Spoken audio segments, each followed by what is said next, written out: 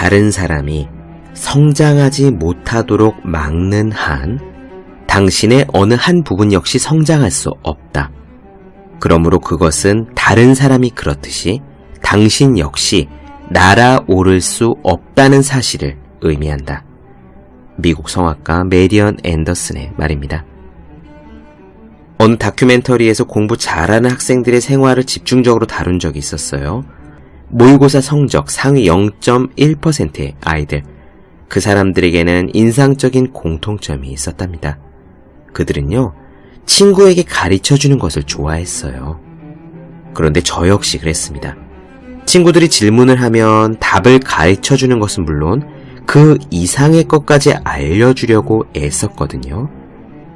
이런 일도 있었어요. 모의고사에 상당히 어려운 수학 문제가 나왔습니다. 다음날 오답을 정리하는데 몇몇의 친구들이 연속해서 그 문제를 들고 저를 찾아왔던 거죠. 아마 반 친구 다들 그 문제를 모르는 것이 거의 확실했습니다.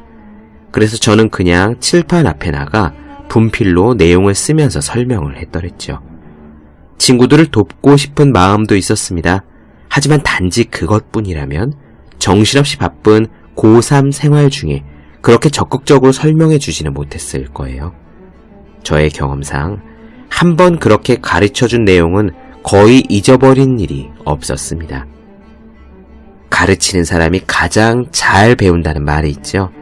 친구들에게 알려주는 일은 그 누구보다도 저 자신에게 도움이 되었던 셈입니다.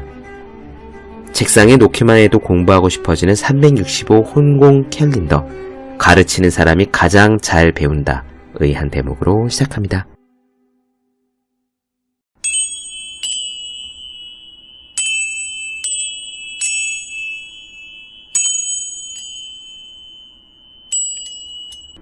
네, 안녕하세요. 본격 공부자극 팟캐스트 서울대는 어떻게 공부하는가, 한지우입니다. 우리는 지금 엔젤라 더크워스 그릿을 살펴보고 있는데요. 오늘은 그릿을 길러주는 문화에 대해 이야기할 차례입니다. 맹자의 어머니가 자식의 맹자를 위해 이사를 3번이나 했다는 맹모 삼천지교, 고사는 다들 아시죠? 장례식장 옆에 갔더니 맹자가 곡소리를 따라 불렀고, 시장통에 갔더니 장사하는 놀이를 따라해서 결국 맹자의 엄마가 서당 옆으로 이사를 했잖아요. 그랬더니 맹자가 글 공부를 따라 했습니다. 결국 공자의 사후 한 150년 정도 되나요? 그 정도 지난 뒤에 태어났던 맹자는 위대한 유학자, 대유로서 당시 전국시대 다른 사상가들을 논파하고 다니는 그런 사람이 되었죠. 또 불가에는요, 도반이라는 말이 있습니다. 제가 좋아하는 말인데, 이 같이 수행하는 사람들을 도반이라고 부르거든요. 100일 명상 수행이든 1000일 기도든 뭔가를 정하면은 그 수행을 옆에서 함께하는 사람이 도반입니다. 꼭 불교가 아니어도 될 거예요. 여러분들과 같은 목표를 갖고요, 옆에서 묵묵히 함께 정진하는 사람들, 예컨대 학교 동기, 독서실 친구, 회사 동기, 수험생 스터디원들, 그리고 더 넓게 보면은 이 거친 인생을 매일매일 함께 살아가는 반려자가 곧 도반입니다. 어떤 도반과 함께 있느냐가 무엇을 성취할 수 있느냐, 그리고 삶을 풍성하게 살 수 있느냐를 판가름할 만큼 중요한 거죠. 이 두 가지 이야기에 문화의 힘이 배어들어 있습니다. 우리의 행동은요, 주위 사람들로부터 영향을 받기 때문이에요. 오늘 이야기에서 나오겠지만 간단히 말해 좋은 운동선수가 되고 싶다면 좋은 팀에 들어가는 게 먼저라는 겁니다. 그런데 엔젤라 더크워스는 문화의 중요성에 대해 한 발짝 더 나아가요. 우리 주변 사람들에게 영향을 받는 것 넘어 그 문화 자체가 우리들 자신의 정체성이 된다는 겁니다. 주변에서 쉽게 볼 수 있는 예로 저는 해병대가 떠오르더라고요. 한번 해병은 영원한 해병이다, 뭐 그런 말이 있죠. 해병대로서의 자부심, 투지, 극기력, 또 봉사심, 이런 것 등이 개개인의 정체성을 형성하고요. 그 정체성이 곧 공부를 하고 일을 하는데 그대로 적용되는 겁니다. 문화의 힘이 얼마나 중요한지에 대한 이야기가 오늘 나올 거예요. 책에서는 그 이상의 조언을 구체적으로 주지는 않지만 오늘 이야기를 들으며 이런 고민을 해보실 수 있을 겁니다. 우리들 자신이 훌륭한 정체성을 갖기 위해서는 훌륭한 문화가 있는 곳에 소속되어야 하는데 과연 지금 나는 그런 곳에 속해 있을까? 우리 인생이 그다지 길진 않는데 훌륭한 문화가 있는 곳에서 삶을 보내려면 어떻게 해야 할까? 혹은 좀 더 적극적으로요. 나와 가까운 내 주변 사람들의 문화를 내가 바꾸려면 지금 내가 어떻게 할 수 있을 것인가? 그런 질문을 스스로에게 던지며 오늘 이야기 들어주셨으면 합니다. 바로 시작할게요.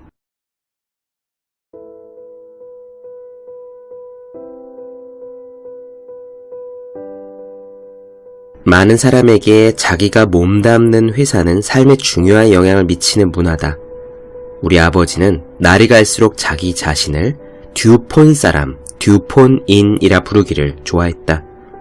아버지는 텔레비전에 듀폰 광고가 나올 때마다 반색을 했고 때로는 질 좋은 상품으로 높은 수준의 삶을 이라는 광고 문구를 따라하기까지 했다.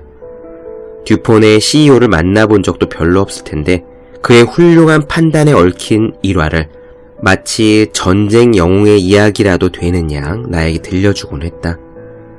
당신이 자신의 일부가 된 문화의 진정한 일원이 되었다는 사실을 어떻게 알 수 있을까? 당신이 어떤 문화를 받아들이면 그 집단에 무조건적인 충성심을 갖게 된다. 이는 어떤 집단에 얼마나 소속감을 느끼는지에 따라 크게 좌우될 것이다. 문화와 그릿의 관계에서 핵심은 이거다. 강한 그릿을 원한다면 그릿이 넘치는 문화를 찾아서 합류하라. 당신이 지도자면서 조직의 구성원들이 그릿을 갖기를 원한다면 그릿이 가득한 문화를 스스로 만들어라. 최근에 나는 세계적인 수영 선수들을 연구했던 사회학자 댄 챔블리스에게 전화를 걸었다. 그가 획기적이었던 연구 결과를 발표한 지도 30년이 지나 있었다. 나는 챔블리스에게 그 연구의 결론들 중에서 견해가 바뀐 것이 있느냐 물어봤다. 예컨대 세계 최고 선수들의 탁월한 기량의 근원을 재능에서 찾는 것이 잘못이라고 얘기한 것은 여전히 유효한가? 옛날에 당신이 관찰한 대로 지역대회에서 전국대회로 그리고 마침내 올림픽에 출전하는 세계 정상급 선수가 되는데 필요한 요소는 단지 많은 연습 시간이 아니라 질적으로 다른 연습 시간이라는 주장을 여전히 갖고 있는가? 이런 질문들에 대해 챔블리스는 여전히 그렇다라고 대답했다. 그러면서 한 가지를 덧붙였다. 그런데 여기서 제일 중요한 점을 하나 빠뜨렸네요. 훌륭한 수영 선수가 되는 가장 현실적인 방법은 훌륭한 팀에 들어가는 겁니다. 나는 올림픽 선수들을 연구하기 시작하면서 대체 어떤 사람들이 매일 새벽 4시에 일어나서 수영 연습을 하러 갈 수 있지? 라고 생각했어요. 그런 훈련을 견디다니 신기한 사람들임에 틀림없어 라고 생각했죠.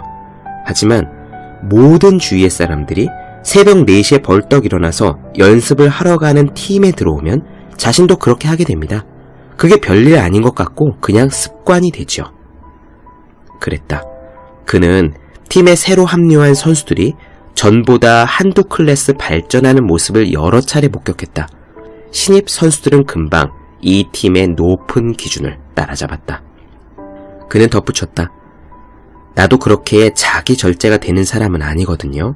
하지만 논문을 쓰고 강연을 하고 열심히 일하는 사람들에게 둘러싸이게 되니 그럭저럭 따라가게 되더군요. 특정한 방식으로 행동하는 사람들 속에 둘러싸여 있으면 나도 그들을 따라하게 됩니다. 내가 보기에 그릿을 기르는 어려운 방법과 쉬운 방법이 있는 것 같아요. 어려운 방법은 혼자 끈기를 기르는 거죠.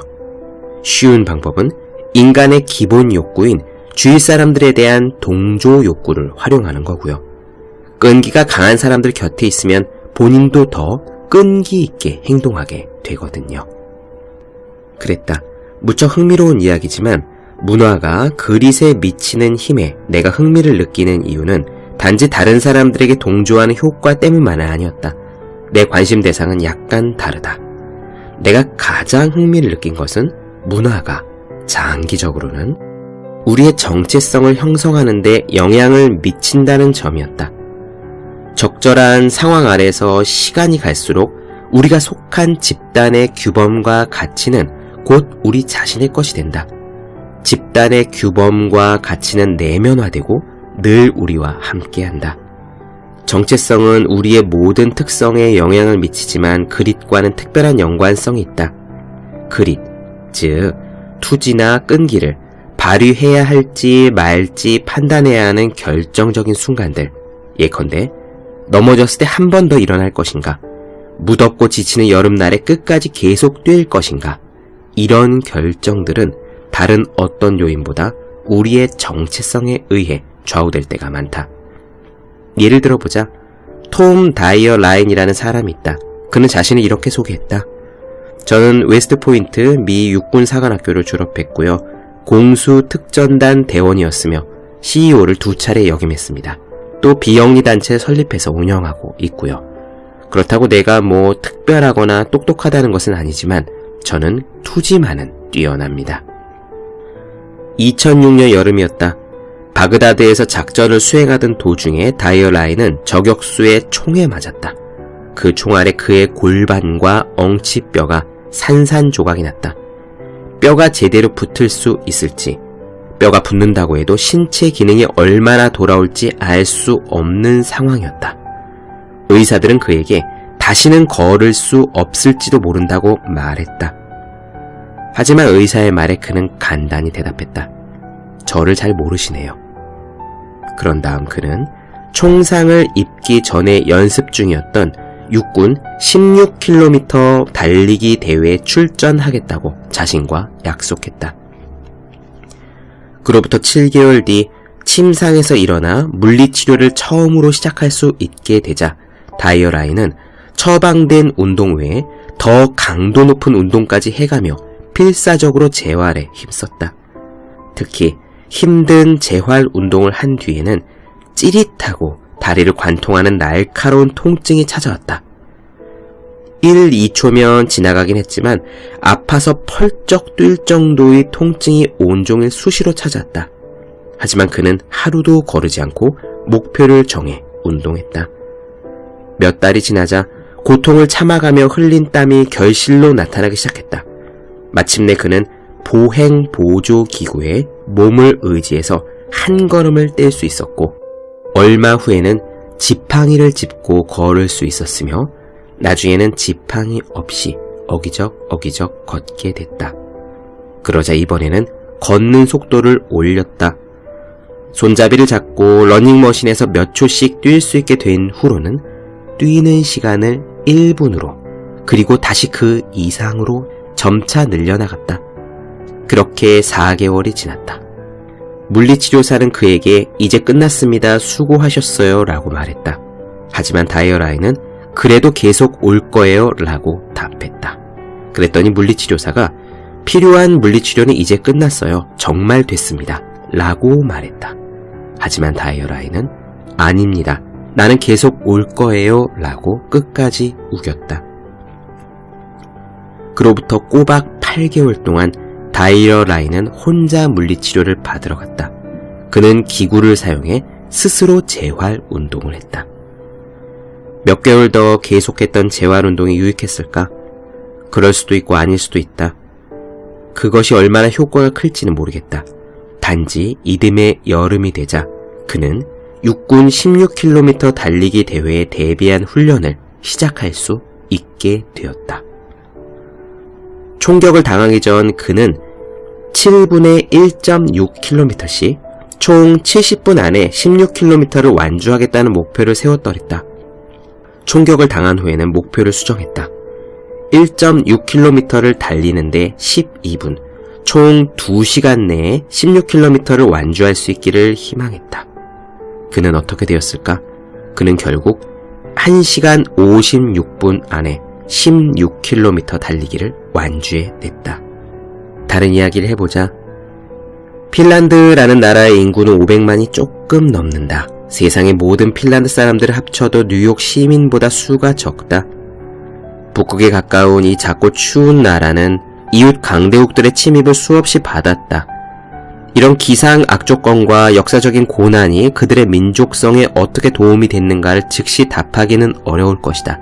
그러나 핀란드 사람들이 세계에서 가장 투지가 강한 민족이라고 자처하는 것은 명백한 사실이다. 뜻이 완벽히 일치하지는 않지만 그릿과 가장 유사한 핀란드어 중에는 시수, S-I-S-U, 시수라는 말이 있다. 이 시수는 끈기를 강조한다. 핀란드 사람들이 정신적인 유산으로 갖고 태어난다고 믿는 내적인 힘, 일종의 심리적 자원이다.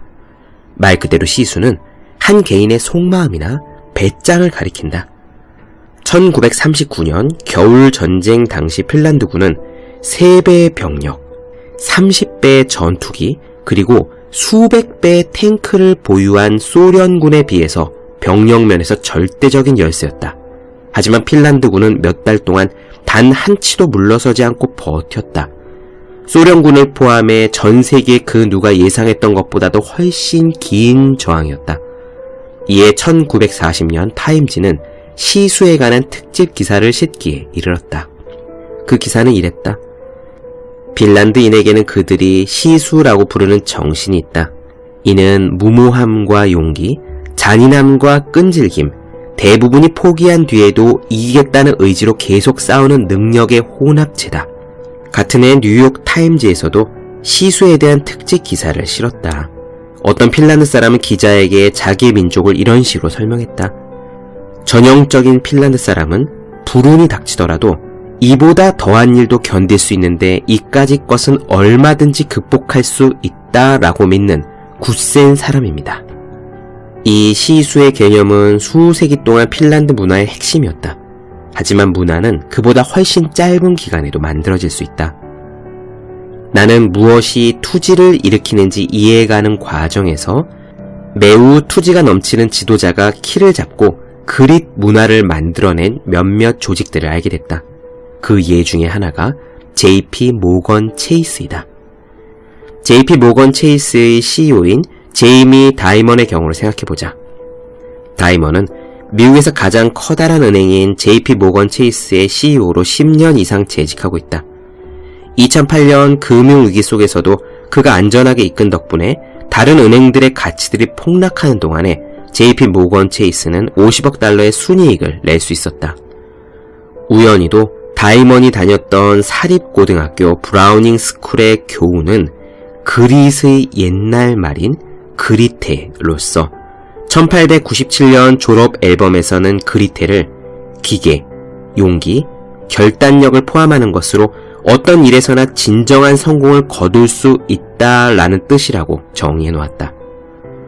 다이먼이 브라우닝 졸업반일 때 미적분학 교사가 심장마비를 일으켜 학기 중에 교사가 바뀌는 일이 발생한 적이 있었다. 심지어 새로 들어온 교사는 미적분학을 알지도 못했다. 학생들의 절반은 그 과목의 수강을 취소했지만 다이먼을 포함한 몇몇 학생들은 계속 수강하겠다는 결정을 내리고 남은 학기 동안 자기들끼리 교실에 모여 독학으로 미적분학을 공부했다. 다이먼이 JP 모건 체이스의 조성한 문화를 알아보려고 내가 전화를 했을 때 그는 이렇게 설명했다. 우리는 울퉁불퉁한 도로, 방해물, 그리고 실수를 극복하는 법을 배워야 합니다. 실패는 있기 마련이지만 그럴 때 대처 방식이 성공 여부의 가장 중요한 변수일 겁니다. 단호한 결의가 필요합니다. 책임을 지고 나서야 합니다. 교수님은 그것을 그릿이라고 하시지만 저는 불굴의 용기라고 표현합니다. 그랬다. 다이먼에게 불굴의 용기는 핀란드인에게 시수와 같은 의미다. 다이먼은 사실 33살에 시티은행을 다니다가 해고된 뒤에 1년 동안 그 일에서 어떤 교훈을 얻어야 할지 깊게 고민했던 경험이 자신을 더 나은 사람으로 만들어줬다고 회고했다. 그때 실패에도 일어서는 불굴의 용기에 대한 강한 믿음이 생겼고 그 믿음을 JP 모건 체이스 전체의 핵심 가치로 내세웠다. 그는 말한다. 시간이 지나면서 성장해야 한다는 점이 가장 중요합니다. 나는 지도자 한 사람이 그렇게 거대한 기업의 문화에 영향을 미치는 일이 정말 가능한지 물었다. 다이먼이 대답했다. 물론입니다. 끊임없이 줄기차게 직원들과 이야기하면 됩니다. 무슨 말을 어떻게 하느냐가 대단히 중요하죠. 다이먼은 고위 관리직 사원을 볼 때 두 가지를 자문한다고 말했다. 첫째는 나 없이 그들에게만 경영을 맡길 만한 사람인가. 둘째는 내 자식들이 그들 밑에서 일을 한다면 허락하겠는가. 다음은 다이먼이 즐겨 인용하는 시어도어 루즈벨트의 연설 중 한 대목이다. 중요한 것은 비평하는 사람들이 아닙니다. 뭐가 문제였고 어떻게 해야 했는지 지적하는 사람들이 아닙니다. 공로는 실제로 경기장에 나가 얼굴이 먼지와 땀과 피로 범벅이 되도록 용감하게 싸운 사람, 거듭 실수하고 기대에 못 미쳐도 실제로 뛰는 사람, 무한한 열정과 헌신의 가치를 아는 사람, 값진 대의에 자신을 바치는 사람의 몫입니다. 그는 끝까지 노력할 것이고 마지막에 큰 승리를 쟁취할 것입니다. 설령 끝까지 실패하는 최악의 경우라도 최소한 과감히 도전을 했다가 실패했기 때문에 승리도 패배도 모르는 소심한 영혼들은 결코 그를 대신할 수 없을 것입니다.